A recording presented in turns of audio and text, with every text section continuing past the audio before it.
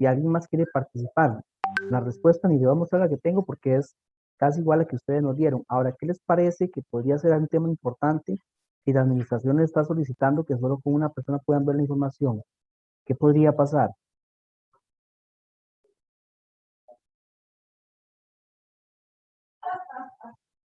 ¿Qué podría empezar ustedes de eso?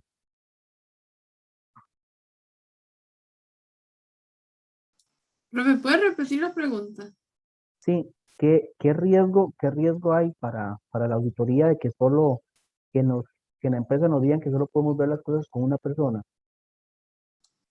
De que no van a haber testigos, digamos, entonces cualquier error o algo así que él detecte, después no va a poder probarlo. Claro, y una palabra más fuerte que error, ¿cuál sería?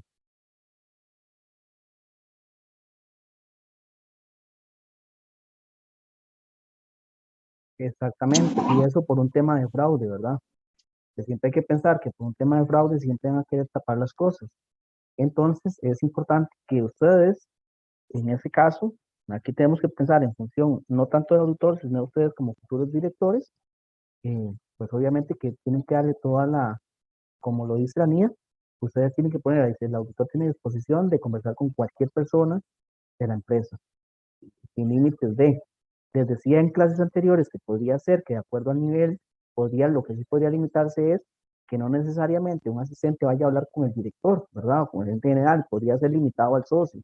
Eso sí se puede hacer, que limite que sea el socio quien hable directamente, eso sí se permite, pero no nos puede limitar a hablar con cualquier persona de la empresa. Muy bien la respuesta.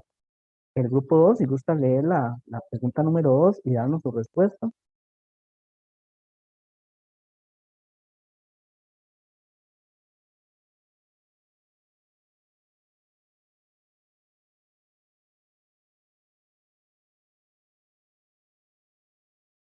El grupo 2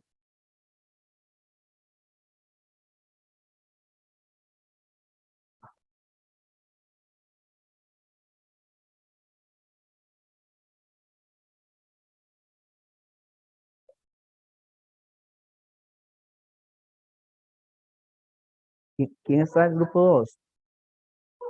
¿Me escuchan? Ya les menciono quién es del grupo 2.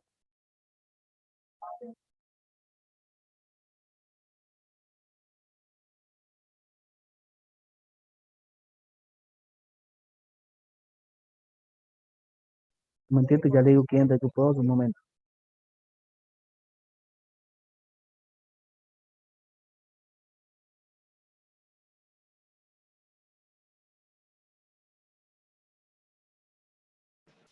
Profe, yo soy de- el grupo 2 que Per- estaba en el baño. Perfecto, adelante entonces.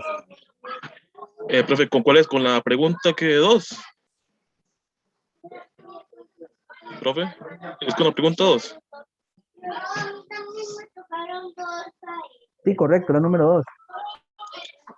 Profe, bueno, nosotros respondimos algo parecido a la pregunta 1, porque colocamos que no es correcto porque uno de los requerimientos previos es eh,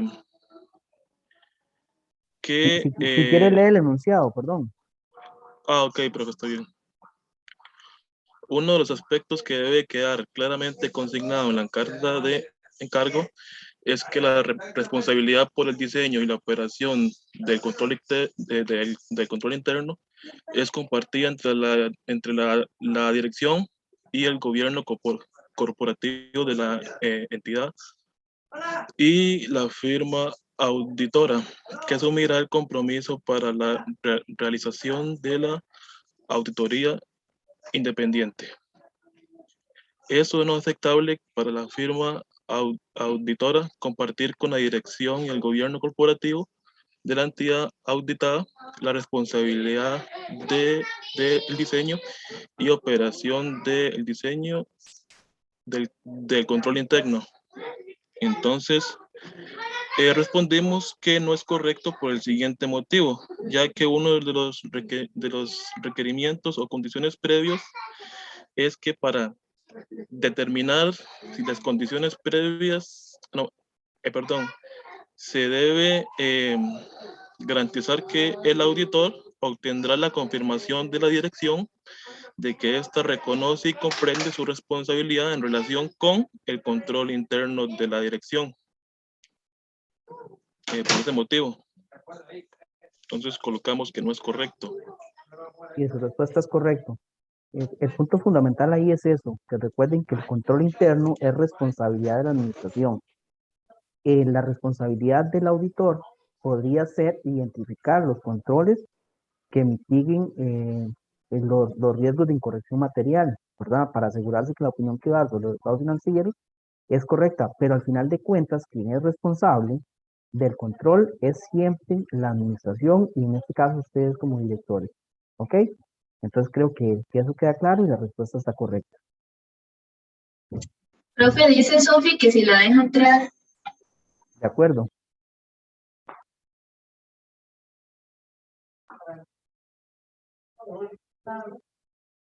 ¿Alguien del grupo 3, por favor, con la pregunta 3?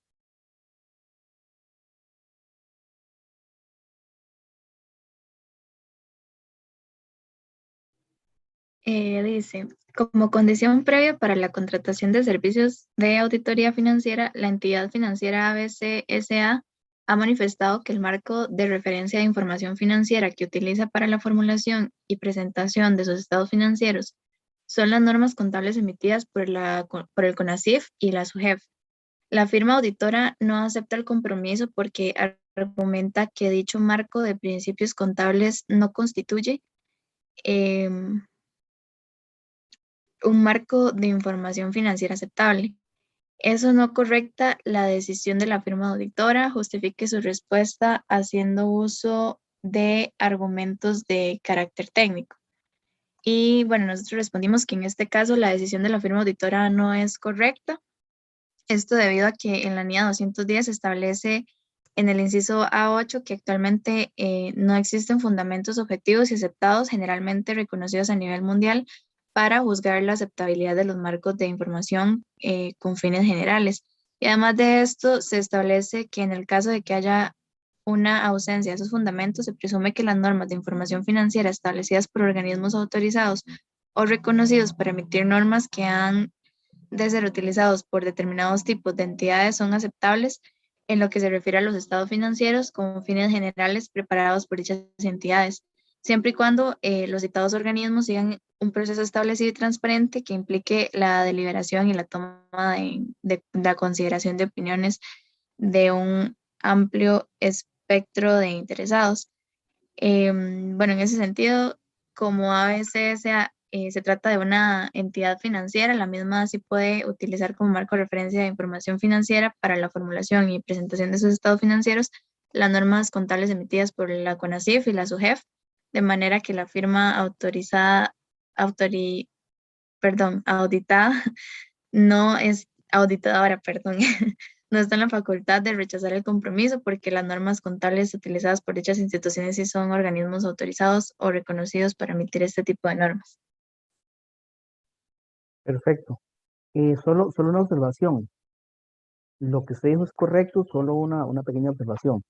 El auditor sí tiene sí tiene la opción de rechazar el compromiso, pero no por eso, ¿verdad? No diciendo que el marco no es aceptado, porque precisamente el marco, que utilizan las entidades financieras son los que están regulados por la SUGEF, ¿verdad? Con los reglamentos del CONACYT y regulados por la SUGEF. Entonces, el auditor lo que podría decir es que no acepta el compromiso porque no tiene el conocimiento de esa regulación, pero no porque diga que no es un marco aceptable. Normalmente los marcos que hemos conocido, los principales son los que son basados en las normas internacionales de información financiera, que son la mayoría de entidades privadas, y que es para las entidades reguladas por la SUGEF. Habrán otras que son reguladas por la SUGES, etcétera, etcétera. Pero entonces, lo que está incorrecto es que el auditor haya dicho que no lo acepta porque no constituye un marco de información financiera aceptable. El marco sí es aceptable. Si él no tiene ese expertise, podría rechazarlo diciendo que no tiene el expertise en auditar marcos de ese tipo de información financiera. El grupo 4, con la pregunta 4, bueno, no sé si alguien tiene dudas acá.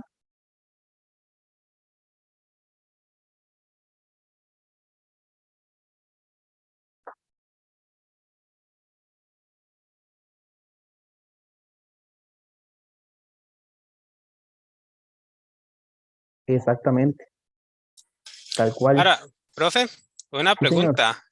Bueno, aquí estamos hablando de la SUGEF, estamos claros, pero por ejemplo, así, poniendo un ejemplo muy hipotético, si el enunciado dijera que más bien están regulados por la norma que dice la SUPEN, por ejemplo, ahí sí podríamos decir que es un marco, que no es un marco de información financiera aceptable, porque la SUPEN no tiene nada que ver con un tema financiero, o igual al ser algo de la CONACYT.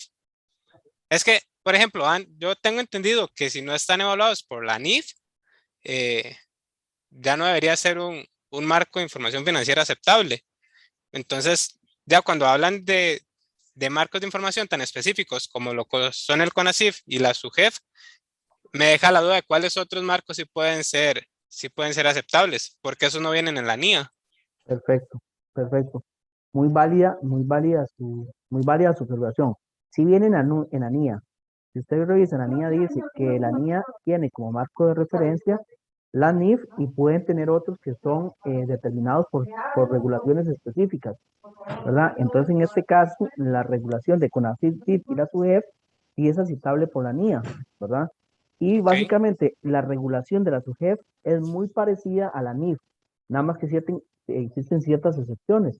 De hecho, cuando se emite el informe, el auditor dice que el marco aceptable es el que está emitido por el CONACYT y la SUGEF, ¿verdad? Que es muy similar al de la NIF. Y en este caso, el de las otras entidades, su GESE, las otras superintendencias, la SUPEN y demás, son muy parecidos las regulaciones en las que tiene la SUGEF.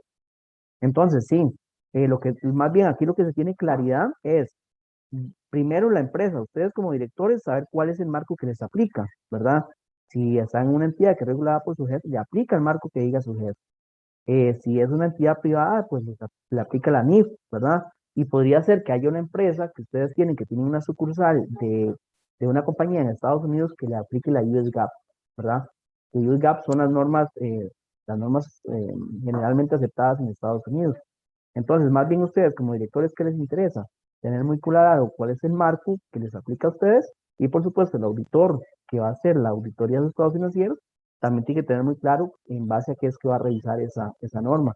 Y digamos, pasa que aunque la regulación de la SUGEF está casi toda basada en las normas internacionales de información financiera, hay ciertos puntos muy específicos y hay una norma que te dice cuáles son las diferencias. Entonces, hay que tener, el auditor debe conocer esas diferencias y ustedes como directores, si les tocara ser director de una entidad financiera, tienen que conocerla para poder realizar la contabilidad con esas pequeñas diferencias que dice con respecto a la NIF. ok, perfecto. Muchas gracias, Al- profe.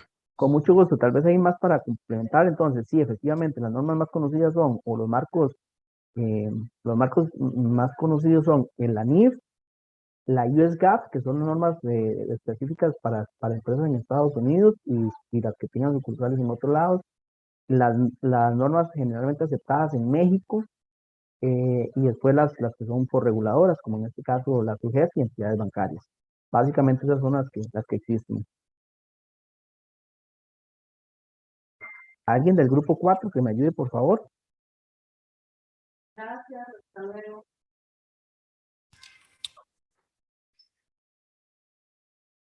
Dice, en el desarrollo de la auditoría de la institución pública, el auditor ha cargado en el estudio, el auditor a cargo del estudio le solicita al gerente financiero que le revele toda la información de fraudes o indicios de fraude de la que tengamos conocimiento y que afecta a la entidad e implica a dirección, empleados que desempeñan funciones significativas en el control interno u otros, cuando el fraude pudiera tener un efecto material en los estados financieros.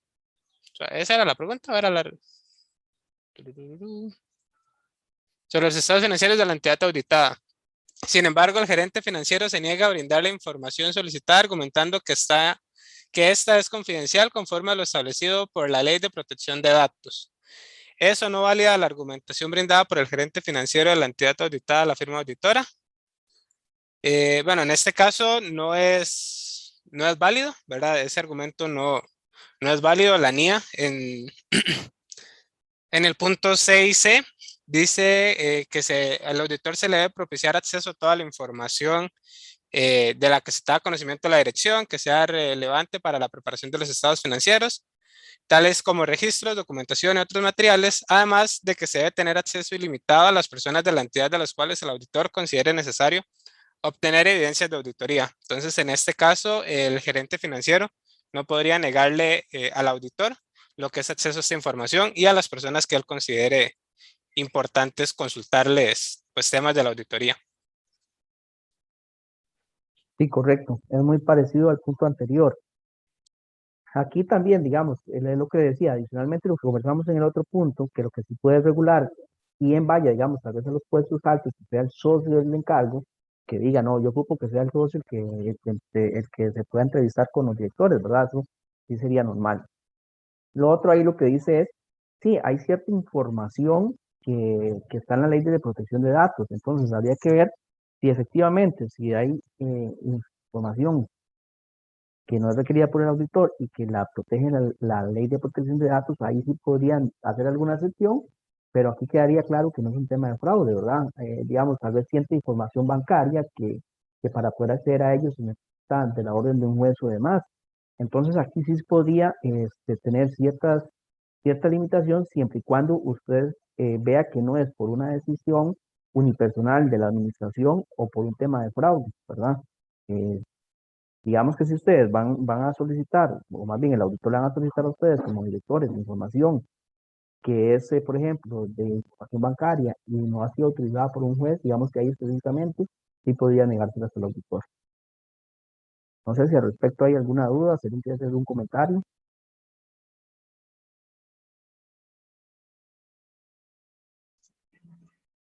Profe, ¿Sí? no me quedó muy claro el cuándo no se le puede dar la información. Sería solamente cuando usted, por ejemplo, si es la apertura de cuentas bancarias, que eso sí es restringido para cualquiera, y que para usted poder accederla ocupa la orden de un juez.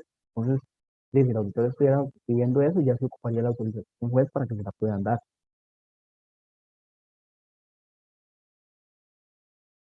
Pero ven que es algo muy específico, no algo, no algo unilateral de la administración.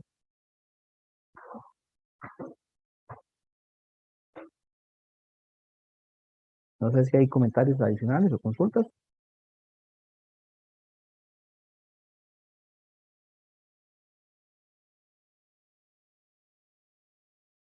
Ok, después aquí había una del caso de la 315, el punto 1, no sé si me ayuda el grupo 5. Dice así, identifique, bueno, profe, ahí veo que dice 4, pero nosotros teníamos 3, entonces, identifique 3 riesgos de No hay negocio que problema, no hay puedan problema. afectar directamente la formulación y presentación de los estados financieros de la entidad auditada. Para cada uno de los riesgos identificados, detalle, descripción de la condición que da origen al riesgo, identificación de los saldos, transacciones o revelaciones afectadas, y efecto potencial del riesgo sobre la presentación de los saldos, transacciones o revelaciones a que se hizo referencia para brindar respuesta al punto 2 anteriormente mencionado. Bueno, con respecto al riesgo número 1, dice, un riesgo que se presenta en este registro es el registro de ingresos por ventas de leche y cuentas por cobrar. La condición que da origen a este es que se adquiere un nuevo sistema de software y con este se determina que el responsable de incluir las facturas solo lo realiza en el sistema nuevo, dejando el viejo sin atender, dando como resultado una subvaluación de estas cuentas. Los saldos afectados son las cuentas de cuentas por cobrar, así como lo del efectivo o caja, ya que esas están subvaluadas.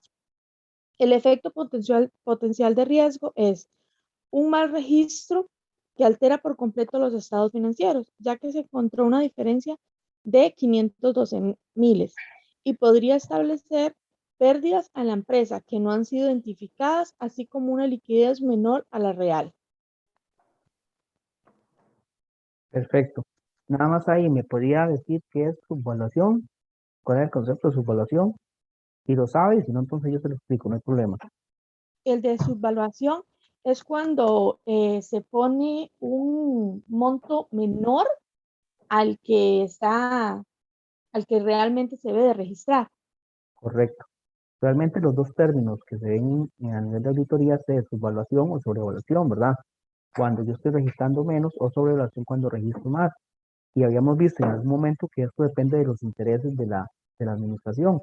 Por ejemplo, a nivel de ingresos, podría ser que me interese sobrevaluarlos o al encargado de ventas le podría interesar sobrevaluar los ingresos porque si las comisiones se calcan sobre los ingresos, va a estar interesado en mostrar más ingresos para que se paguen más comisiones. Pero fiscalmente podría ser que le interese subvaluarlo porque si subvalúa los ingresos va a tener menor utilidad neta y va a pagar menos impuestos. Muy bien la respuesta, pero nada más quería hacer referencia a esos dos conceptos. No sé si alguien tiene el grupo, el del otro riesgo. Profe, bueno, si quieres sigo leyendo el 2. Bueno, yo tenía 3, pero Sí, 2 y 3, no. De hecho, sí, hay que leer los 3. Nada más que no sabía si iba a ser usted o alguien más del grupo. no sé, Luis Carlos Puede, iba a leer el segundo. puede hacerlo usted si gusta, no hay problema. O si alguien- Siga usted, no importa. Ok, dice, el riesgo 2 es el riesgo por contratación informal. La condición que da origen a esto es, los procesos de contratación se basan en referencias y no existe un departamento de gestión de talento y existe el riesgo de no contar con personal calificado para hacerle frente a los cambios de la industria. Los saldos afectados son las cuentas de ingresos, debido a que el personal poco calificado genera productos de baja calidad. El efecto potencial del riesgo sería que el personal poco calificado genera producto de baja calidad que determina impactando las ventas de la organización. Y con respecto al riesgo número 3, tenemos un Tal riesgo vez significativo. si quiere esperemos para aprovechar lo que usted dijo del riesgo número 2. Totalmente Ok, correcto lo que usted dijo, pero adicionalmente hay un tema vamos a ver, el riesgo de que no se dé una adecuada selección de personal se puede dar, como usted muy bien lo dice, en que la gente no esté apta para cumplir las funciones primordiales. Pero también recuerde que esa misma gente de la empresa es la que va a estar encargada de los controles. Entonces podría ser que tampoco tenga el perfil para aplicar los controles respectivos. Entonces también eso es muy importante. Cuando nosotros evaluamos el personal, no es solo por efectos de que sepan cumplir su función como tal, sino que sepan también implementar los controles, que también es parte importante. Tenemos el riesgo y tenemos el control. ¿Qué pasa si la persona no tiene la capacidad para aplicar esos controles? Y uno muy importante desde el punto de vista de fraude es que si no hay procesos robustos de contratación, también se podrían entrar a la compañía personas indeseables, ¿verdad? Y que vengan a generar fraude. No sé si alguien quiere aprovechar también comentarios de la compañera, alguien más del grupo y hacer algún comentario.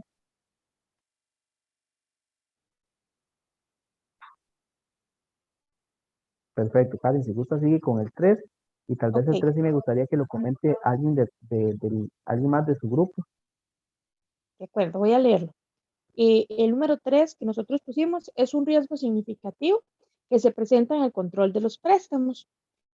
La condición que da origen a este es el tratamiento que reciben las estimaciones a partir de la orden del gerente de pasar por alto la SUGEF 1-05, que es el reglamento para la calificación de deudores. Dice, los saldos afectados son las cuentas incobrables que cada vez aumentan más debido debido al nulo control en el otorgamiento de préstamo, donde se considera correctamente la capacidad, donde no se considera correctamente la capacidad de pago del deudor. El efecto potencial que tiene el riesgo puede desencadenar en una crisis de liquidez, ya que el ritmo de salida del dinero es constante, pero no se tiene certeza de la cantidad que regresa la empresa, la que queda pendiente, ni mucho menos de la que no regresa, por lo que las finanzas se verán desequilibradas. Profe, y en Perfecto. este caso, perdón, Adelante, adelante.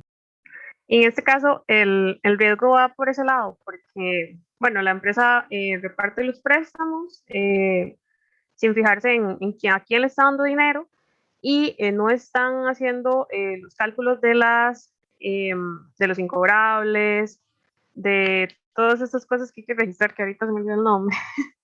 Y entonces ellos dan por hecho que todo el dinero va a regresar, pero en realidad no regresa. Y cada vez los incobrables van aumentando, lo que va a generar que en los estados financieros hayan cuentas por cobrar que en realidad están sobrevaluadas, porque son menores dado que no van a realizarse todos los pagos por completo.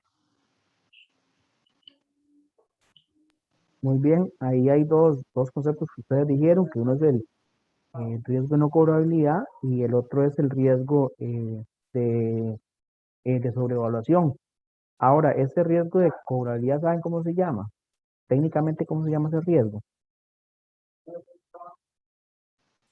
Uy, no, profe, la verdad es que No, no, Profe, ¿no es el de políticas de crédito? sí, casi. Se llama riesgo crediticio. No de política, sino riesgo crediticio. Y le digo por esto, cuando ustedes sean, igual, aquí la idea es darle herramientas a ustedes para cuando ustedes sean directores. Si ustedes ingresan a la página de la SUGEF, hay una serie de reglamentación para las entidades, pero esa serie de reglamentación también define muchas cosas. Entonces ahí vienen los riesgos que tienen que tratar las entidades financieras. Entonces también podrían aprovecharse para ver cuáles son los riesgos. Está el riesgo de crédito, que fue lo que ustedes acaban de comentar, el riesgo de liquidez, que el riesgo de liquidez es no tener el dinero para afrontar sus deudas. Y entonces hay un concepto adicional que se llama calce de plazo, que es que sus deudas a corto plazo deberían estar respaldadas por sus activos a corto plazo, ¿verdad? No harían nada ustedes con tener deudas a corto plazo y tienen activos a largo plazo. ¿Por qué? Porque van a recibir el efectivo a largo plazo, pero tienen que cancelar a corto plazo, entonces podrían caer en un pago. Y volviendo al caso del ejemplo, lo expusieron muy bien. El riesgo ahí es el tema de riesgo de crédito, que el dinero no puede ser cobrable y entonces no hay nada. Hay dos riesgos que ustedes mencionaron, que no se recupere el dinero y por lo tanto las cuentas estén sobrevaluadas, pero también hay otro que es un mal registro de la estimación, que son las pérdidas esperadas. Entonces, pues obviamente, si no llevan un buen control, tampoco van a poder calcular las pérdidas estimadas y eso podría generarles un incumplimiento con la sociedad. Pero muy bien, generar la respuesta. Y quedaba en riesgo, ¿verdad?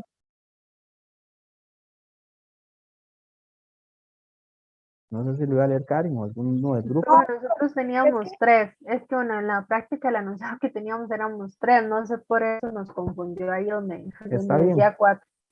está bien. Tal vez el grupo 1 si pudo identificar controles.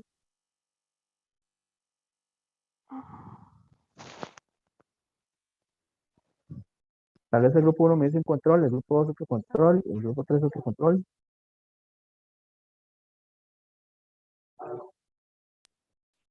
¿Quién inicia, profe? El grupo 1. Ok, le voy a decir uno del entorno de control. ¿Está bien, profe? Perfecto. Ok. La junta directiva de la Lechera S.A. está conformada por productos de leche quienes no poseen conocimientos técnicos en finanzas y contabilidad. Esto puede ocasionar una participación debilitada de la dirección en la valoración del riesgo, ya que carecen de conocimiento para emitir un criterio acerca de la información financiera u otras acciones ejecutadas por la dirección. No obstante, para responder a esta situación, todos los miembros de la Junta tienden a capacitaciones anuales como parte de un plan para reforzar sus conocimientos y la toma de decisiones adecuadas. Ok, entonces aquí el control sería el plan de capacitaciones. Ajá. Ok. Sí, ahí tal vez nada más está bien, el control está, en este caso está bien, nada más que era lo que les decía en alguna clase, tener cuidado lo que es una actividad y es un control. Aquí, como esa capacitación está enfocada en mitigar el riesgo, si es un control, está bien. El objetivo de la capacitación es que ellos tengan la capacidad, entonces sí está mitigando un riesgo, ¿verdad? Entonces está bien, el enfoque del control está bien. El grupo 2, con un control,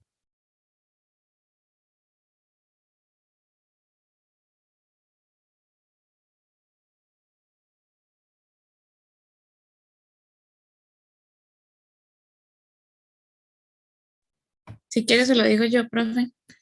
por Bueno, favor. dice, el proceso de valoración de riesgo por la entidad, el control asociado, bueno, en este caso, que la cooperativa cuenta con un proceso de valoración de riesgo realizado por un comité de riesgo nombrado por la junta directiva, Dicho comité cuenta con una metodología para la valoración del riesgo, la cual define el riesgo aceptable y la tolerancia al riesgo.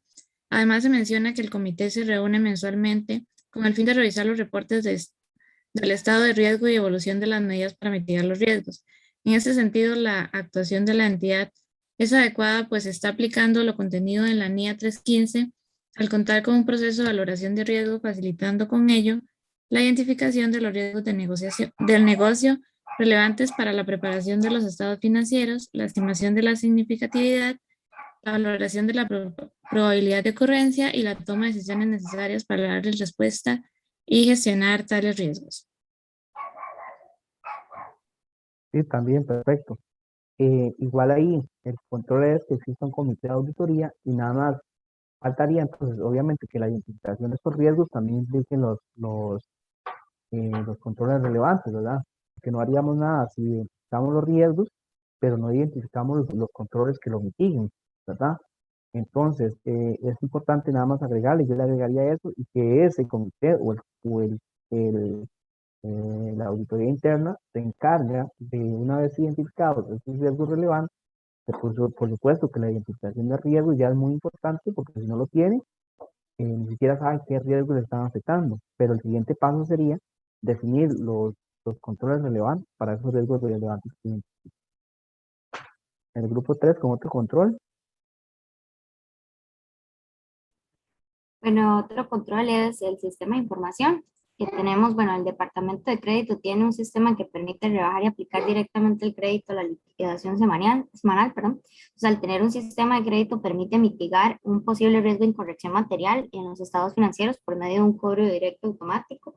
Además, la corporación adquiere un software especializado en cooperativas financieras.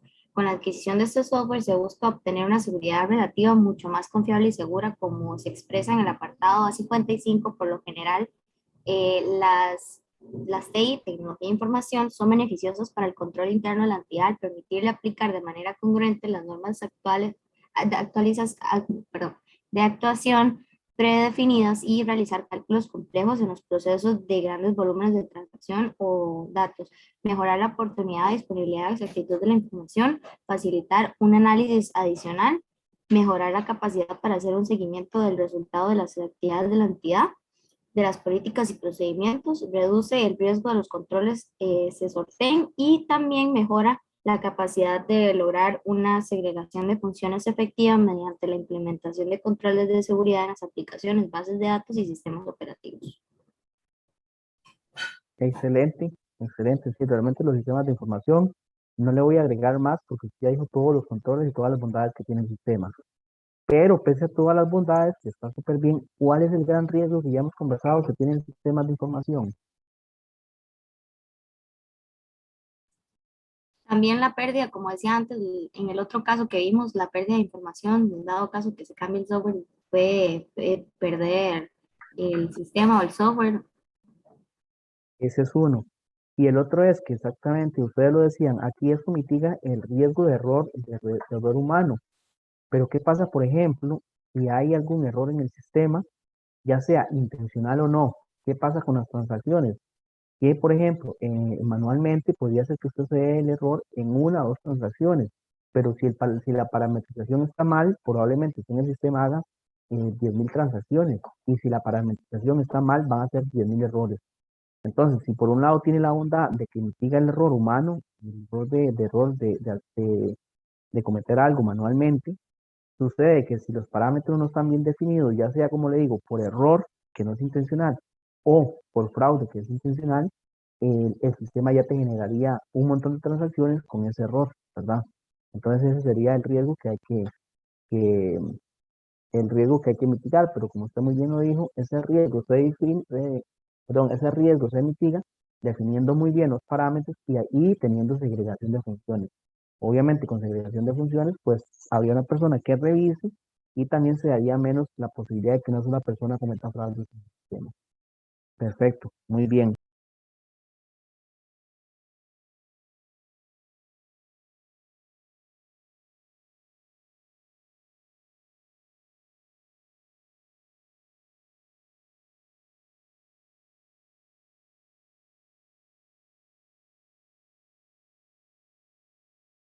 perdón, les decía que está muy bien, ustedes mencionaron, la práctica 2 básicamente lo que busca es eso. Aquí hay una sugerencia de riesgos, pero no los voy a dar puntualmente porque las respuestas son sugeridas. Realmente los riesgos que mencionaron ustedes, todos están bien, los controles están bien y podríamos solo identificar algunos otros riesgos, pero los que ustedes identificaron están bastante bien. Entonces, de una manera muy general, los procedimientos es importante determinar eso. Creo que lo que deja esta práctica es que al auditor se le debe entregar toda la información, excepto aquella que esté debidamente protegida por, eh, por algo que sea, que esté, que vaya en contra del derecho del usuario, como podría ser el acceso a la cuenta bancaria que te requeriría la autorización de un juez. Y con respecto a los riesgos, eh, básicamente todas las compañías deben tener un sistema integral de riesgos, y ese sistema integral de riesgos es la identificación de sus riesgos de negocio. Algunos riesgos de negocios que ya vimos acá, está el de crédito, está el de liquidez, este, y hay muchos otros riesgos, como dijimos, el de sobrevaluación, el de subvaluación, y cada riesgo relevante para la compañía debe tener un control relevante. Y a ese control relevante debe dar seguimiento. Eso es lo que me dice esta norma en general. No sé si tienen algún comentario de forma general, alguna consulta de esta práctica.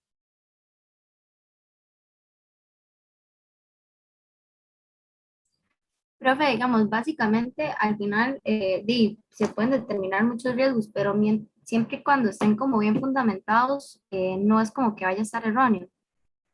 No, aquí lo que importa es más, y eso lo estamos conversando de hecho en la vida real con una empresa que le estamos dando un servicio de revisión de riesgos y de controles. Aquí lo importante son dos cosas. Uno es la relevancia, ¿ok? No hacemos nada con revisar un montón de riesgos, y en ese montón de riesgos podría darse dos situaciones. Una, que podría estar identificando un montón de riesgos pequeños que no son relevantes, me olvide los relevantes. O que sí, identifique riesgos relevantes, pero también un montón de riesgos insignificativos, entonces no me dé tiempo de prestarle atención a los riesgos relevantes. Entonces, es muy importante determinar la relevancia. Y usted me diría cómo determina la relevancia. Bueno, habría que definir el impacto que pueda tener, el impacto económico que pueda tener ese riesgo sobre la compañía. Entonces, básicamente, ¿de dónde se arranca para determinar los riesgos relevantes? Ya habíamos visto en el cuadro que vimos la lección anterior, que la compañía tiene objetivos y que los objetivos podrían tener riesgos. Entonces, obviamente, los objetivos más importantes, yo debería analizar cuáles son los riesgos más importantes y sobre esos riesgos debería terminar los relevantes. Entonces, yo podría identificar riesgos, pero lo ideal es que los riesgos sean directamente a aquellos objetivos relevantes de la compañía.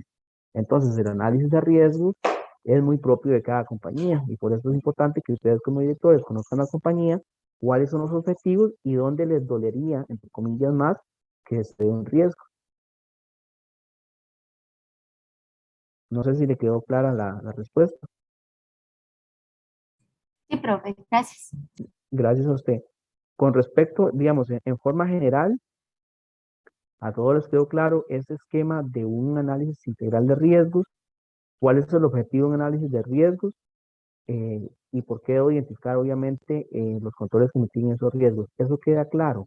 Les queda claro en su panorama como director de una empresa o directora.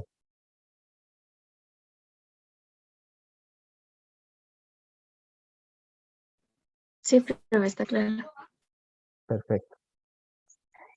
Para hoy la otra actividad, no sé si les parece, si seguimos directo y nos vamos a las 8:30 o quieren un recreo. Profe, por mí mejor. ¿Qué piensan la mayoría? ¿Seguimos directo hasta las 8:30 o damos un recreo? Directo, profe. Perfecto. Sí, sí. El otro tema que íbamos a ver entonces era el tema de de las investigaciones. Aquí el objetivo es un poco compartir cómo le han ido con el tema de la investigación. Alguna gente se confundió un poco cuál era el alcance de la investigación. hasta el momento era determinar los enfoques de la auditoría, investigar un poco con la administración, cuáles eran, con la auditoría, cómo aplicaban ellos los enfoques y un poco los procedimientos para mitigar los riesgos de error material. Básicamente esos eran los dos puntos y eso era lo que había que desarrollar. Básicamente el enfoque era el enfoque de controles, el enfoque de pruebas sustantivas o uno combinado. Entonces, si quiere, por grupo me pueden ir comentando. La idea es que nos compartan un poco, si ya pudieron hacer la entrevista con los auditores y compartir a los grupos, digamos, que su trabajo de investigación enriquezca a los otros grupos. Entonces, si quiere, empezamos con el grupo 1.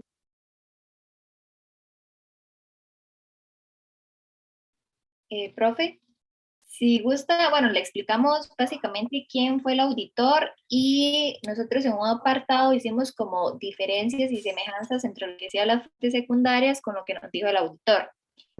Me parece muy bien. Entonces, ok, bueno, el auditor que nosotros entrevistamos es Miguel Ángel Delgado Vindas, con más de 10 Sí, años. perdón, nada más para recordarles que tienen que hacerme referencia a los enfoques, sustantivos, controles o combinados, ¿verdad? Y los procedimientos que aplican para identificar riesgos de corrección material. Esos serían como los dos puntos.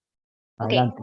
Bueno, fue Miguel Ángel Delgado Vindas, con más de 10 años de experiencia en lo que es auditoría y contador público autorizado, y bueno, ahí nos dio el número de carnet, y que actualmente ejerce para la empresa asesores y consultores empresariales como auditor senior. En la entrevista, en relación con lo que nos dijo de los enfoques, el entrevistado comenta que ellos como auditores, para evitar que se cometa riesgos de inmaterial, lo primero que hacen es realizar un análisis de control de calidad, para lo cual evalúan la independencia de la empresa, el riesgo del cliente, ya sea el tipo de empresa, que no se relacione con actos ilícitos, y una vez que hacen la investigación desde un ámbito externo, efectúan entrevistas para conocer más a profundidad los aspectos específicos de la misma y el entorno de control que utiliza.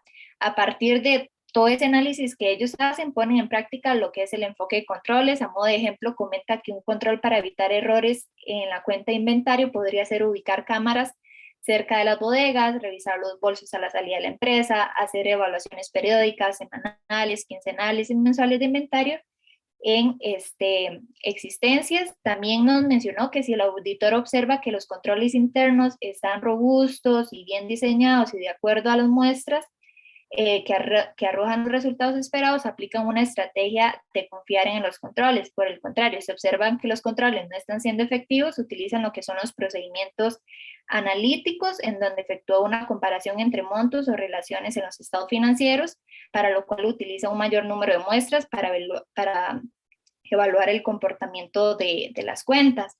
En relación con los factores que determinan para seleccionar un tipo de enfoque, él mencionó que ellos toman en cuenta cuál es la necesidad del cliente, qué es lo que el cliente quiere medir de su empresa, para así determinar cuál es el enfoque que va a beneficiar más al cliente, siendo este el factor más importante y determinante para elegir el enfoque de la auditoría. Si es una necesidad que se mide y valora, enfoque a los controles para analizar la producción de la empresa. Y en relación con los procedimientos de la auditoría para poder dar respuesta a los riesgos de incorrección material, comenta que ellos, como firma auditora responsable para reducir en su mayoría cualquiera de los riesgos inmateriales, lo primero que realizan es un análisis de todos los controles de calidad que tiene la empresa, y eso con el fin de valorar la fiabilidad que tienen estos controles en la empresa a auditar y determinar un nivel de riesgo a la hora de emitir un criterio para la empresa.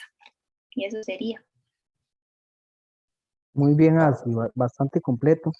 No vamos a hacer comentarios todavía porque probablemente de los comentarios le quitemos lo que van a decir los otros grupos. Entonces yo preferiría hacerlo seguido los grupos, porque a veces vamos a ver, el grupo 2 le queda ya más difícil porque puede ser que el grupo 1 lo haya dicho, y si yo hago comentarios adicionales le voy quitando lo que van diciendo de su trabajo. Entonces vamos a seguir por grupos y al final yo voy a hacer un comentario, un resumen de lo que todos dijeron de todos los grupos, y también me gustaría que ustedes también interactúen, decir qué les pareció lo que han hecho los otros grupos y qué aprendizaje tuvieron, porque al final de cuentas es aquí que el trabajo de uno nos sirva a todos, ¿verdad? Entonces, perfectamente el grupo dice, bueno, a mí me gustaría con respecto a lo que dijo el grupo 1, con respecto, etcétera, ¿verdad? Entonces, si quieres, seguimos el grupo 2.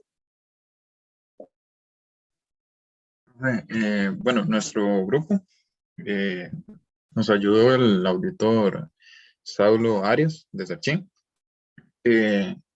Estamos hablando, bueno, lo mencionado por la compañera, de ciertos controles en ciertas cuentas, que habían diferentes tipos de auditorías, que según las necesidades de la empresa, así iba a ser la auditoría y los diferentes controles que se iban a aplicar sobre las cuentas. Como mencionaba la compañera, podría ser inventarios, bancos, maquinaria, equipo, y así van variando los controles, ¿verdad? Después nos mencionaba que una empresa puede requerir una auditoría más profunda o no tanto, dependiendo de los controles y riesgos que el auditor identifique, y de ahí va a partir el método que va a utilizar, ¿verdad? Del análisis que haga primeramente. Por cuestiones de pandemia y de cercanía, tuvimos que hacer la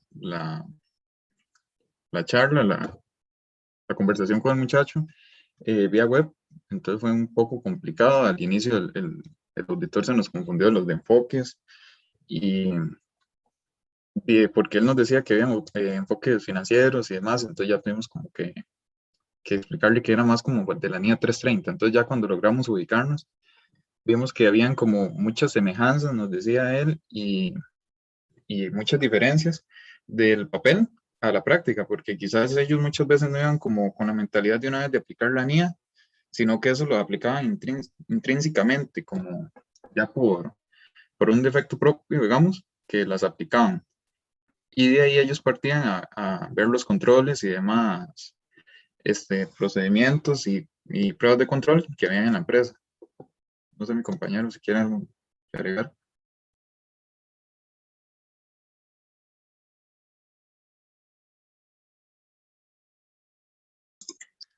Y en la parte, tal vez hablando un poco como de comparaciones de lo que nosotros investigamos de la NIA 330 y lo que mencionaba el auditor, es que gran parte, como decía Freddy, es juicio profesional, según Saulo, en la toma de decisiones, basándose en la experiencia y la información proporcionada por las empresas. Entonces, él identificaba cómo la gestión del riesgo del contador, en muchas ocasiones los errores detectados no son producto de un acto deshonesto, sino más bien como de controles deficientes o incluso la inexistencia de esos controles. Entonces, que eran cosas o detalles que tal vez a él, a través de la experiencia, se iba por algunas partes en específicas en las que ya el producto de esa experiencia ya sabía que podría haber un error o alguna deficiencia. Perfecto, bastante bien. Tal vez nada más, Ashley, me acuerda de lo que usted puso. Recuérdeme ahora retomar el tema de lo del análisis de riesgos y que dependiendo de ese análisis voy a aplicar el grado de pruebas sustantivas que voy a aplicar. Por favor, ahora me recuerda. El grupo 2 me recuerda el tema de la aplicación intrínseca de la NIA, por favor, que ustedes mencionaron. Entonces, ahora para yo desarrollar algo más, pero no quiero que se me olvide. Entonces, ahora cuando vamos a hacer los comentarios, por favor, alguien me acuerda de eso, del análisis de riesgos, ¿verdad? Y que dependiendo de eso, está al alcance de las pruebas sustantivas o no. Del grupo 2 me recuerdan eso, del análisis intrínseco de la NIA, de la aplicación intrínseca más bien de la NIA. El grupo 3.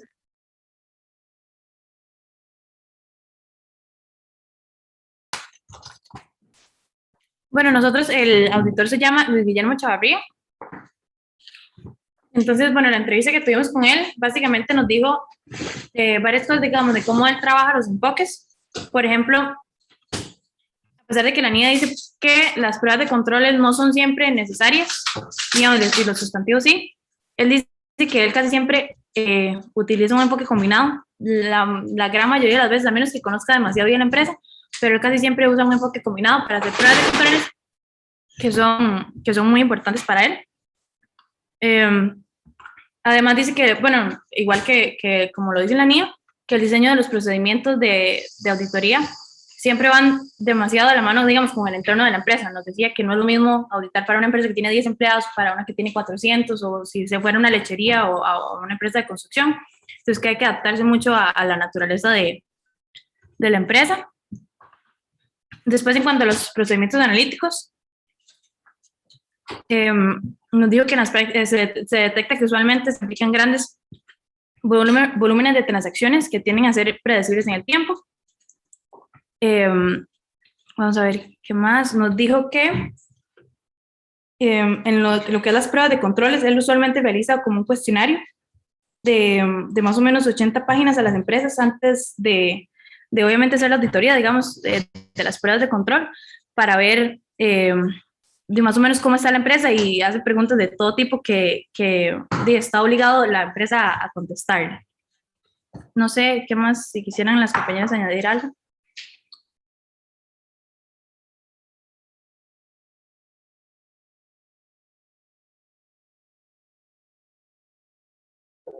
Perfecto, está bien. Raquel, nada más ahora me acuerda entonces de su grupo, me recuerda comentar lo de la naturaleza de la compañía. Ahora que lo veamos, entonces usted me recuerda el tema de naturaleza de la compañía que usted mencionó. Ok, perfecto. Grupo 4. Bueno, profe, en el caso nuestro, la persona que nos ayudó se llama Diana Salazar. Aportando de lo que ya dijeron los compañeros, creo que lo más importante que podríamos agregar es el tema de cómo definir el enfoque de la auditoría, que va muy de la mano del resultado que den los análisis de control o las pruebas de control que se apliquen. Entonces, si las pruebas de control son fiables, muchas veces puede que no sea necesario llegar hasta un análisis de pruebas sustantivas, pero si el control es deficiente, entonces normalmente van a llegar a este control, ¿verdad? De pruebas sustantivas, que pues al final terminaría siendo un enfoque de auditoría mixto. De ahí, pues creo que va muy de la mano de todo lo que ya dijeron los chiquillos. Ahorita escuchando y así creo que es lo que más sobresale, por lo menos de la entrevista que tuvimos nosotros. De acuerdo, Eduardo, muchas gracias. ¿Justo? El grupo 5.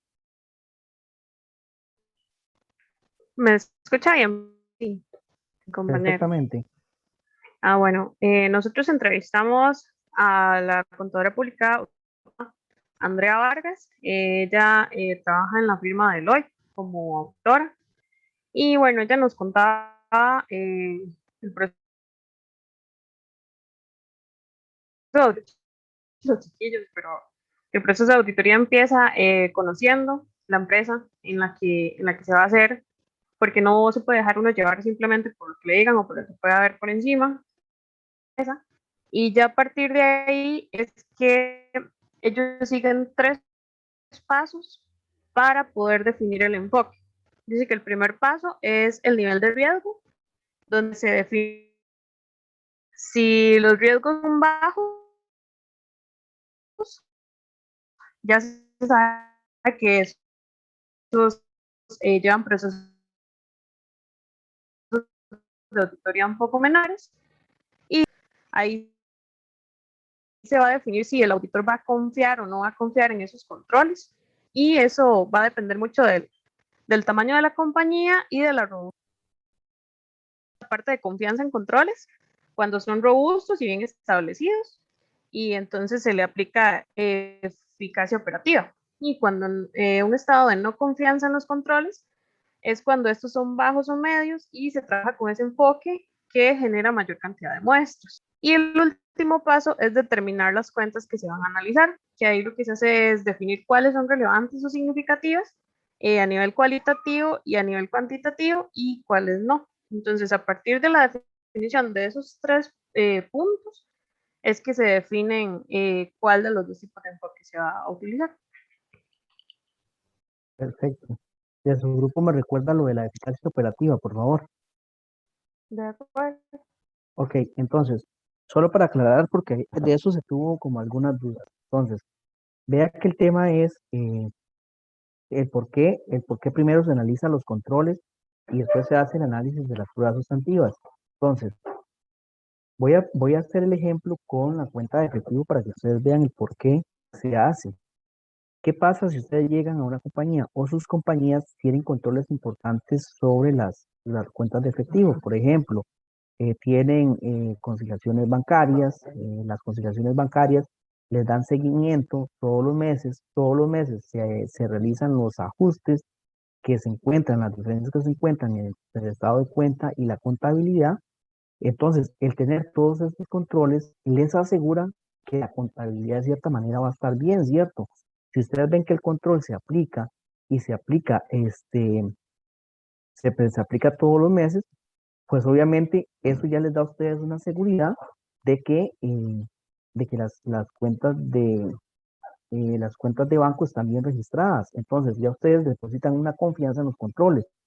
¿Cuál es en la práctica lo que se da? En la práctica lo que se hace es una aplicación mixta, porque de todas formas la revisión de los controles como parte del conocimiento de la compañía se hace. Entonces, uno evalúa los controles y define y hace eficacia operativa, que ahorita lees lo que le voy a recordar del grupo 5.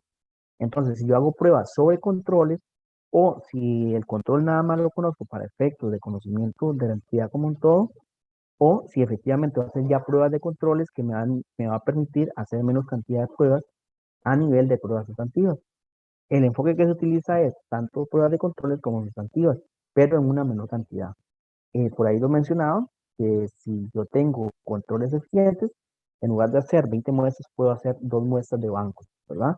Entonces, básicamente, por eso es que se dice que controles fuertes disminuyen la cantidad de que usted va a hacer en las pruebas sustantivas. Entonces, si se hacen conciliaciones y las conciliaciones se hacen de manera mensual, si hay una persona que la hace, otra que la revisa, y todos los meses se le hace seguimiento a los ajustes, y no hay ahí en la conciliación un montón de partidas materiales y antiguos, quiere decir que probablemente su saldo de bancos va a estar bien. Y así aplica para cualquier cuenta. Por ejemplo, un compañero mencionó ahí el poner cámaras en inventario.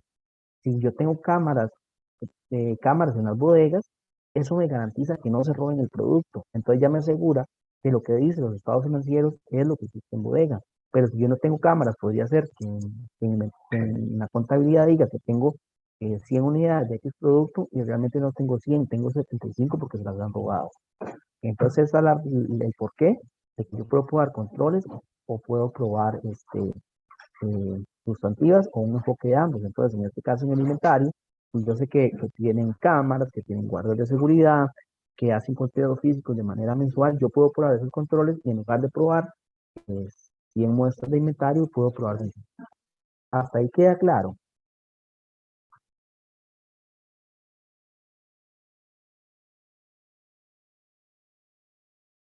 ¿Les queda claro? Y la pregunta es, ¿les queda claro a ustedes como directores?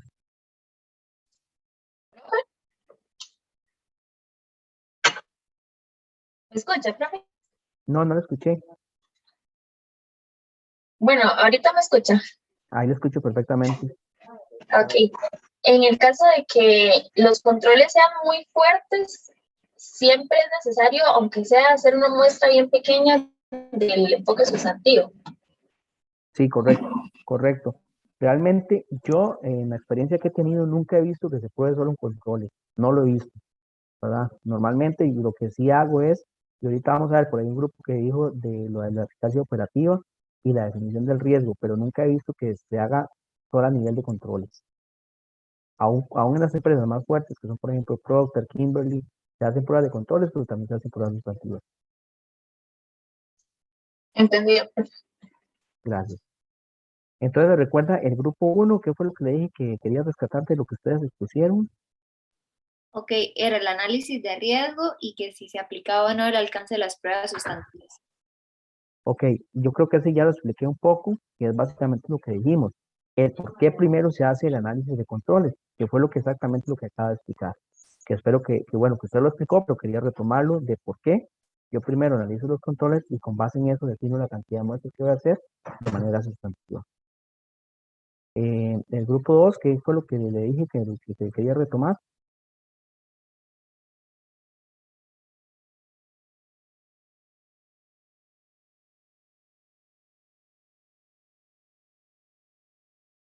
El grupo 2, ¿qué fue lo que dije que quería retomar? Creo que fue Ashley la que expuso el grupo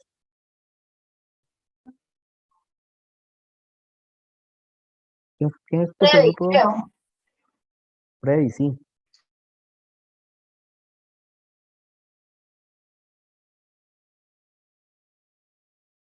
Freddy, no sé si se acuerda qué fue lo que dije, que quería retomar del grupo 2.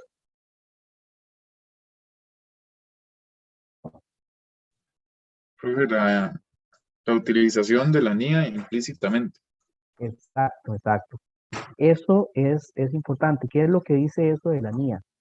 Realmente las empresas, las firmas auditoras, en este caso de hoy también, tienen ya entre esos procedimientos, tienen implícitamente la NIA.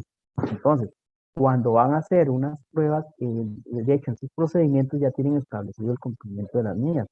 Digamos que para ellos es muy común en la revisión de controles, la revisión de pruebas sustantivas, y por ahí decían también de que ya es como muy frecuente en las transacciones. Entonces, no es que van y dicen, ok, de la NIA tal, yo voy a revisar esto y esto, sino que las firmas tienen algo que se llama FOPI, que es procedimientos de cómo deben auditar, inclusive a nivel de Deloitte, vienen desde casa matriz, y eso aplica para todos los Deloitte que hay a nivel del mundo. Entonces, en el enfoque ya está implícito la aplicación de las NIAs. Es decir, los enfoques ya están establecidos para que se dé el cumplimiento de las NIAs. Del grupo 4, no, del grupo 3, vamos. Grupo 3, Profe, fue lo de la naturaleza del negocio. ok, que eso es muy importante. Los negocios, dependiendo de su naturaleza, pues obviamente los riesgos van a ser diferentes. No es lo mismo los riesgos que pueda tener una entidad financiera, ¿verdad? Que lo que puede tener una compañía que se dedica a la construcción. Y los procedimientos pueden ser más complejos. Y entre más complejos sean los procedimientos que realicen, pues mayor riesgo va a tener. No es lo mismo entender una compañía que lo que vende son pantalones que una compañía que construye carreteras. ¿Por qué? Porque hacer pantalones es un servicio más sencillo, no lleva un análisis en el registro de sus ingresos y inventarios, no lleva un análisis de, por ejemplo, de juicios de la administración, lo cual sí lleva, por ejemplo, una construcción de una carretera, que una construcción puede llevar juicios de grado de avance, de los materiales que se involucran, de la mano de obra.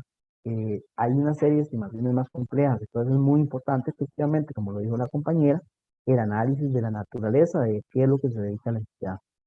Y con base en lo que se dedica a la entidad, por supuesto, entre más compleja sea su naturaleza, probablemente o sus controles tienen que ser muy fuertes o va a haber que hacer las pruebas sustantivas para poder determinar, por ejemplo, el grado de avance, por ejemplo, de una carretera, ¿verdad? ¿Cómo definir yo esa definición de grado de avance es correcta? Entonces, la naturaleza se hace muy importante.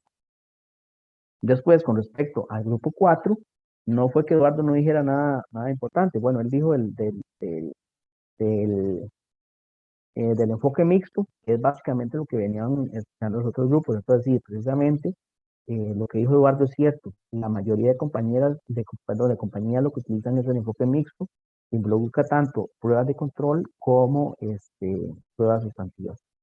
Y del grupo 5, ¿qué fue lo que les dije que quería retomar? Profe, La lo de la eficacia eficacia operativa. operativa. Ok, entonces, eso es un tema porque todas las empresas de auditoría deben revisar el diseño e implementación de los controles. Al menos un diseño para cada uno de los riesgos debería aprobar al menos el diseño de implementación. Que el diseño de implementación es, si yo tengo un riesgo relevante, tiene un control que está bien diseñado y bien implementado. Eso simplemente es ir a verificar, por ejemplo, en el caso de las conciliaciones bancarias, como lo hemos conversado anteriormente, que está bien definido, que no solo implica que se va a hacer una conciliación de forma mensual, sino decir que se va a hacer una conciliación de forma mensual, que se va a comparar el saldo contable contra el estado de cuenta, que se van a buscar las diferencias, que se va a verificar si esas diferencias deben ser ajustadas en una contabilidad, que se contabilicen y que el mes siguiente se le dé el seguimiento. Ese es el diseño, el correcto diseño. ¿Cómo verifico que esté implementada? Yo voy y busco una sola conciliación bancaria, ustedes escogen Vamos a ver, conciliaciones, una compañía puede tener un montón de cuentas bancarias, un montón de bancos, perdón, y en cada banco pueden tener un montón de cuentas bancarias. Podrían ser hasta 20 cuentas bancarias. Para ustedes probar la implementación, ustedes prueban solo una cuenta bancaria. Ni siquiera un banco, sino una cuenta bancaria de esos bancos. ¿Ok? Eso es implementación. Cuando ustedes en la implementación verifican que la compañía es fuerte en controles, pueden probar eficacia operativa, que ya ahí es lo que haría. Ya eficacia operativa es que yo voy a probar, ya voy a aplicar el enfoque combinado, una revisión mixta de revisión de controles con revisión de pruebas sustantivas. ¿En qué se diferencia la prueba del diseño e implementación que acaba de explicarle con respecto a la eficacia operativa? Que ya para eficacia operativa yo tengo que muestrear una cantidad de controles. Yo ya tengo que definir, ya no solo reviso uno, sino que de acuerdo a la cantidad de transacciones que hay diarias, mensual o anual, yo tengo que revisar una cantidad, hago un muestreo y digo, ok, eh, voy a revisar tantos controles y no solo en un mes, sino tiene que cubrir todo el periodo. Entonces, les decía, si una entidad tiene 20 cuentas bancarias, si voy a probar diseño e implementación, nada más pruebo una cuenta del mes que estoy revisando, que digamos que es el cierre de diciembre.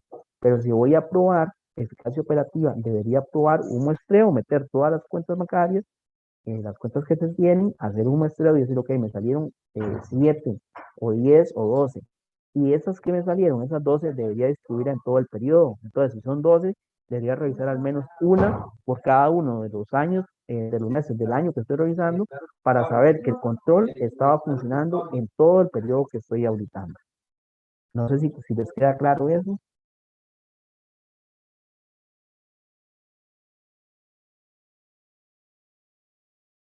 ¿Les queda claro la diferencia entre diseño, implementación y eficacia operativa? Sí, profe. Consultas hasta aquí, de forma general, lo que hemos comenzado. No sé si alguien quiere hacer, me gustaría que haga un comentario, bueno, ya para cerrar con esto, el grupo 1 que haga un comentario de lo que dijo el grupo 2 y el grupo 3 de lo que dijo el 4. Bueno, de Ramos.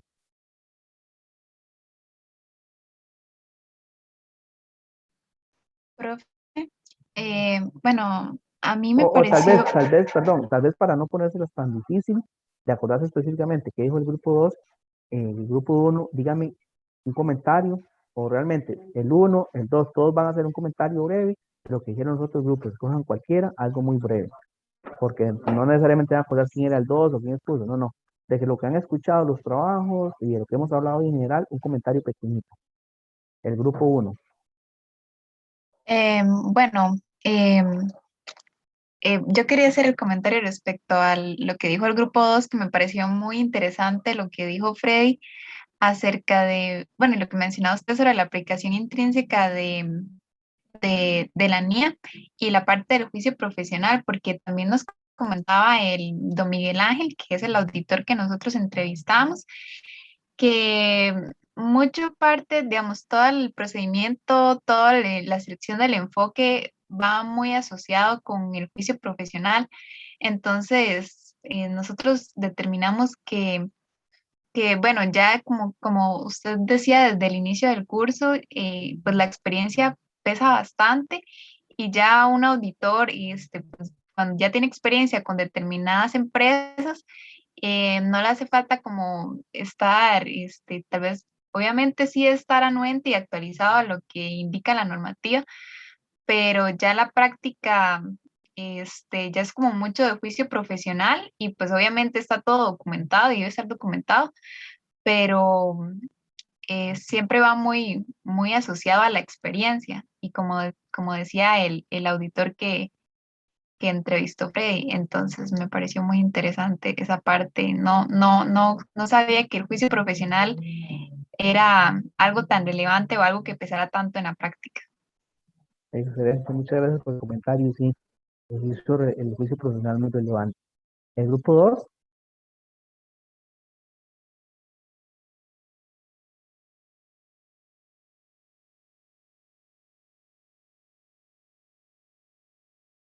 Bueno, profe, a mí me pareció interesante el hecho de que usted comentó de que algunas firmas ya tienen como un tipo de enfoque ya como establecido para toda la firma general.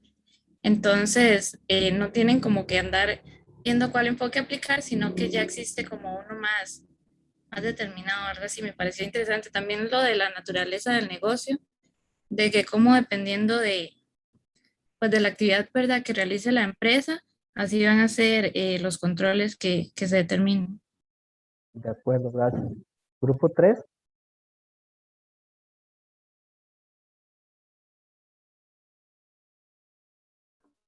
Bueno, a nosotras nos pareció como importante, tanto como hora de comentar en el trabajo, todo lo que era lo de las pruebas de control y cómo ayudan como a, digamos, como a definir la veracidad o la rigidez de las pruebas sustantivas. Entonces fue como una parte que nos pareció como importante y que hablamos, y ahora que lo comentamos, pues reforzar. Excelente, gracias. El grupo 4.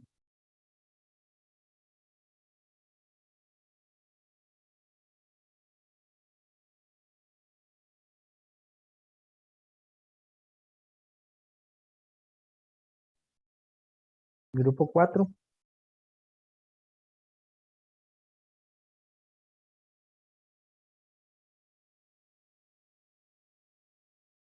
Eduardo está por ahí. Creo que María Fernanda también está en el grupo 4. Esteban, Francini. Sí, Bueno, tal vez en mi caso lo que más me llamó la atención fue el peso que tienen sí los controles, porque sabiendo, digamos, la magnitud de estos, se puede determinar qué tanto se puede entrar en la parte del enfoque sustancial. Entonces, eso me llamó bastante la atención, porque tal vez la NIE en sí no lo profundiza de esa manera, o no lo explica tan claramente como ya, pues, verlo en la realidad o preguntarle a alguien que se dedica a eso. Entonces, ya haberlo aplicado de esa manera, no sé, como que abre un panorama y se puede comprender mejor como el énfasis, el objetivo de entrar primero con los controles y luego con la siguiente fase. de acuerdo, muchas gracias. Y el grupo 5. Bueno, profe, a nosotros nos llamaron la atención varias cosas.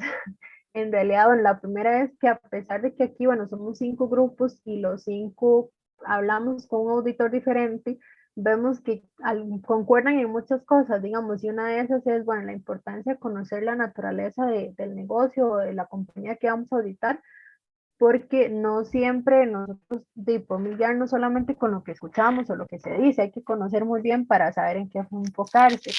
Y también una parte que, bueno, ahorita Fernanda mencionaba un poco lo de los controles, porque ya a veces eso nos va a determinar un poco en qué orientarnos o cómo vamos a orientar la auditoría, justamente porque depende mucho de los controles, por ejemplo.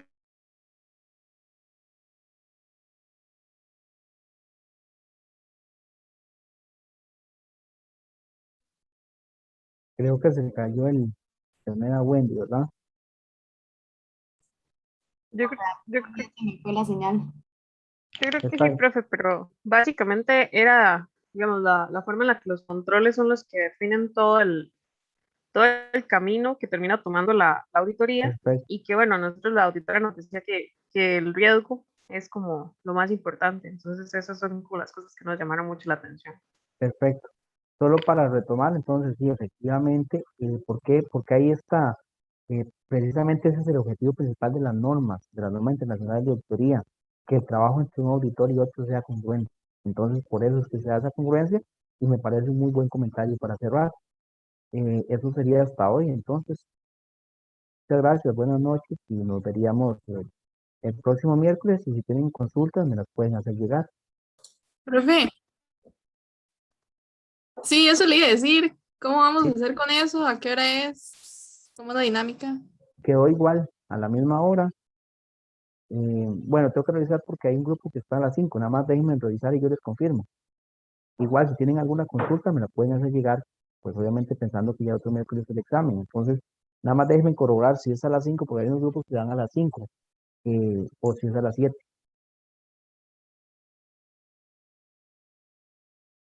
Bueno, Profe, y la dinámica de los exámenes es como estas prácticas, ¿verdad? Como correcto. tienden a ser parecidos. Ese fue el mensaje de cátedra, que van a hacer que el objetivo de estas prácticas y las actividades asincrónicas es preparar a ustedes para los exámenes. Ya, gracias. Perdón, una consulta, digamos, el examen se subiría a la plataforma digamos, en un documento tipo PDF o así, o es para contestar ahí mismo. Es para contestar como mediación virtual, directamente en mediación virtual. Okay. Bueno, muchos éxitos la próxima semana y cualquier duda entonces me dejan saber. Buenas Profe, noches. una consulta rápidamente. ¿Se sabe de cuánto es la duración del examen? Creo que son 2 horas, pero déjenme confirmarlo y yo le digo. Ok. Profe, para el examen hay que conectarnos o no, simplemente se mete a mediación, realizamos el examen y ya luego. Yo sí voy a estar disponible en Zoom por aquello, por si tienen consultas. Entonces no pensaría que tengan la cámara encendida, pero sí por cualquier duda vamos a hacer grupo de Zoom. Pero digamos, o sea, usted nos mandaría el link y nos conectamos en dado que caso que uno tenga duda únicamente. Sí, correcto. O lo podemos hacer por el chat, inclusive. Déjenme nada más corroborarlo porque yo sé que en el de contabilidad sí requerían que la gente estuviera conectada, pero hasta donde me acuerdo, el coordinador de esta cátedra dijo que no se requería. Entonces igual yo se lo estaría informando ahora y si tienen que estar conectados en Zoom o no. Profe, ¿y el examen lo califica usted o la plataforma lo hace de una forma automática? No sé. Lo califica la plataforma.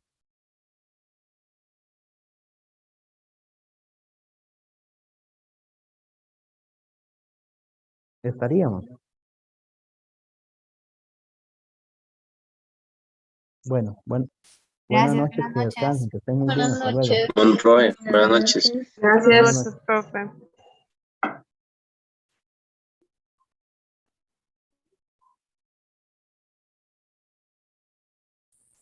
Profe, ¿Sí?